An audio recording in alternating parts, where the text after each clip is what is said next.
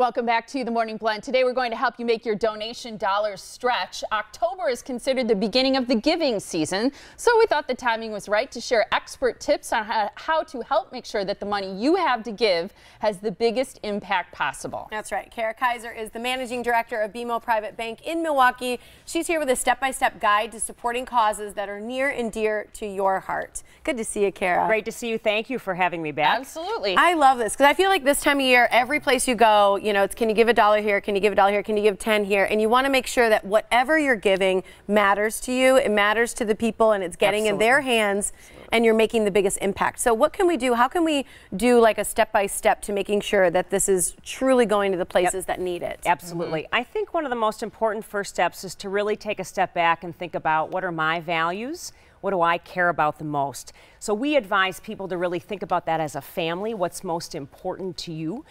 And that's going to be different for every family, right? And that will help really kind of guide your decisions. And then another thing to think about is, would you like to give to charities locally, nationally, internationally? And once you establish some of those guidelines, that'll help you start to both give and volunteer with charities that is more meaningful and purposeful.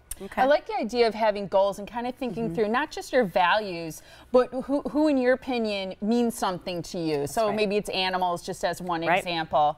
Do you feel that people should sort of time their giving around the end of the year? Because it is around Christmas that people tend to be thinking about it more. That's right. Well, and this is kind of the absolutely. I think we even have Giving Tuesday after Thanksgiving, right? So it's a very giving time of year at the end. So I think it's top of mind for a lot of people. You feel very good about that. There's also some real tax implications at the end of the year, and that's a real important thing to think about. I think to encourage people to set goals and make a plan actually helps encourage more year-round giving. And when you think about our charities, any charity that you support, they need to be open every day of the year. So it makes sense if we do more year-round giving, it really helps support them year-round. How do you do that then? Say you've got a goal, you've got a plan, this is how much I'm going to give this year, and you're on track, and you've got the specific places you love to give it, and then something comes up.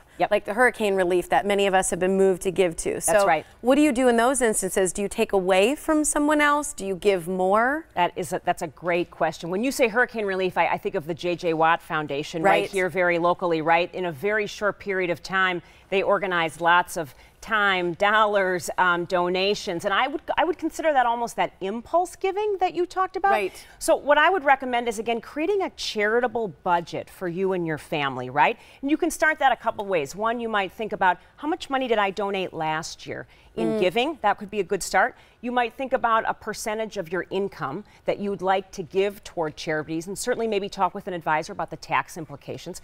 But once you have a budget in place, then I would usually recommend that we apply a 50, 30, 20 rule. Let me tell you what that means, right? It's not that difficult, but 50% of your charitable donation budget goes to those areas that are most important to you. We talked about that earlier.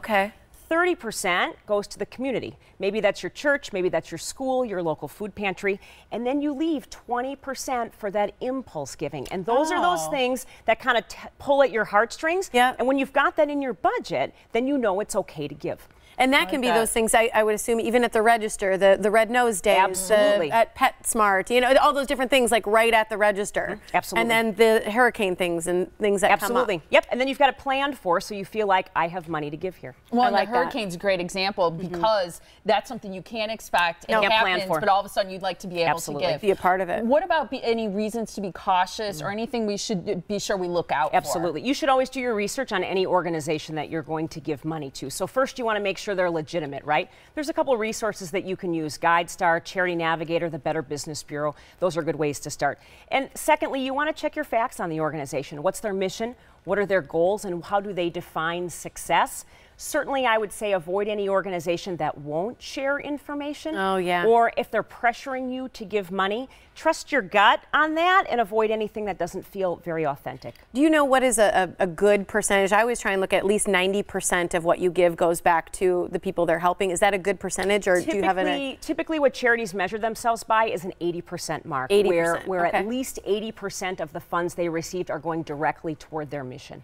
So that's fair. This is a tough one. I think when you want to give and you do all that, it's important. But what do you do when you how do you manage requests that you don't have in your budget or in your plan, or you've already given too much? It's hard to say no. You feel guilty and you feel bad.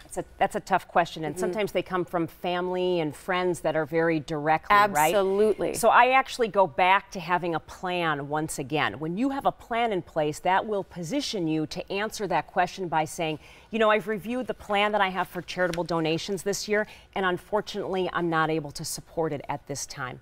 And so you don't have to provide any more details than that, but that really establishes that it's not personal why you're not giving. It's just simply not in my budget this year. Yeah. I think that's a very graceful way of handling that, which is great. And I know you talk about, you know, finding things that spark your interest, thinking about volunteering as a family, getting kids involved young, and then look for opportunities to teach about giving to your children. You can get more information about BMO Private Bank and BMO Wealth Management by emailing here. It's reply.wealthmanagement@bmo.com. BMOwealthmanagement.com is also the website to visit. And you can follow Kara on Twitter at Kara Kaiser. Kara L. Kaiser. Oh, thank you. Yep. Missed the L there. Kara L. Kaiser. That's awesome. Thank you so much. Thanks for having me. Great to see you both.